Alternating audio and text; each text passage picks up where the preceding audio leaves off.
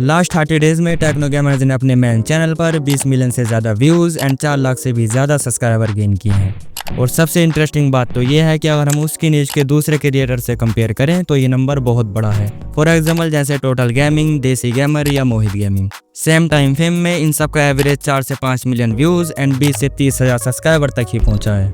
अब क्योंकि techno gamers को मैंने 2019 से ही सब्सक्राइब करके रखा है, तो उसकी live stream, Q&A series and uncountable videos को डीपली स्टडी करने के बाद अपनी ऑब्जर्वेशन के बेस पर टेक्नो गेमर्स की ग्रोथ के पैटर्न्स को 3 हिस्सों में डिवाइड किया है, जिसमें का टिप 1 मेरी पर्सनल फेवरेट है और टिप 3 गेमिंग चैनल के लिए सुपर इम्पोर्टेंट है। तो चलिए शुरू करते हैं। तो अब बात करते हैं स्टेप 1 की, जो मेरा पर्सनल फेवरेट है, कंसिस्टेंसी। टेक्नो गेमर्स ने कभी परफेक्ट होने का वेट ही नहीं किया। 2017 में जब उसने यूट्यूब स्टार्ट किया था तो ना ही उसके पास खुद का फ़ोन था और ना ही कोई पीसी, लेकिन उसकी एक चीज़ कभी नहीं रुकी, वो है रेगुलर वीडियो अपलोड करना। और इसी को कहते हैं कंसिस्टेंसी मेंटेन करके रखना। इसे आसान भाषा में समझाने के लिए मैं तुम्हें एक छोटी सी स्टोरी सुनाता हूँ। एक बार एक राजा ने 2 ग्रुप्स को बुलाया और दोनों को सेम ही काम दिया, मिट्टी के मग बनाना। पहले ग्रुप से कहा तुम जितने अच्छे मग बना सकते हो तुम उतने ही बनाओ, और दूसरे ग्रुप से कहा तुम जितने ज़्यादा मग बना सकते हो उतने ज़्यादा बनाओ। कुछ दिन बाद जब दोनों अपना काम लेकर आए तो 90% लोगों का जवाब यही था कि पहला ग्रुप जीतेगा, क्योंकि उसने अपनी क्वालिटी पर फोकस किया। लेकिन रिजल्ट बिल्कुल इससे उल्टा था। दूसरे ग्रुप के मग ज्यादा अच्छे थे क्योंकि उन्होंने ज्यादा मग बनाए और अपनी गलतियों से सीखा, और हर नेक्स्ट कप पिछले वाले कप से बेहतर हुआ और उनकी स्किल इंप्रूव हुई और एक प्रोफेशनल मग बनकर रेडी हुआ। सोचने वाली बात तो यह है कि कभी कभी क्वालिटी तब आती है जब आप क्वांटिटी से गुजरते हो, और यही टेक्नो गेमर्स की ग्रोथ का पहला सीक्रेट था। उसने रुक करके परफेक्ट होने का वेट ना करके वीडियो बनाता गया और इम्प्रूव होता गया। अब बात कर लेते हैं स्टेप 2 की, अपने कंटेंट को रियलिस्टिक बनाओ।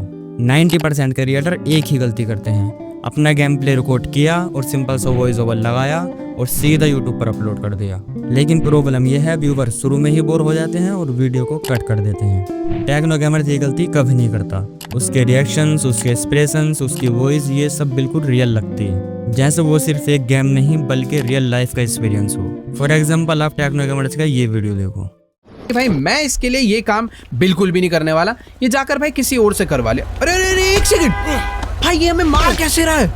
एक सेकंड भाई, ये भाई देखो बात ऐसी है कि इसने ना भी हमें मार कूट के काम करने के लिए बोल ही दिया है।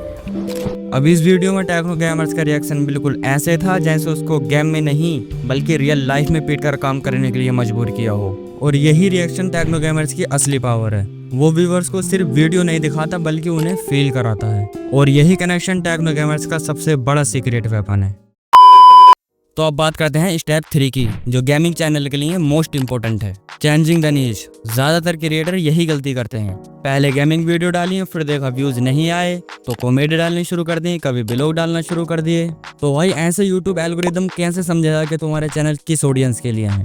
रिजल्ट ये होगा कि तुम्हारे व्यूज फ्रीज हो जाएंगे और चैनल की रीच डाउन हो जाएगी। तो पहले ये डिसाइड कर लो कि तुम्हें किस टाइप की वीडियोस बनानी है, फिर उसी के अकॉर्डिंग अपनी नीश को सिलेक्ट करो, फिर उसी पर फोकस करते रहो।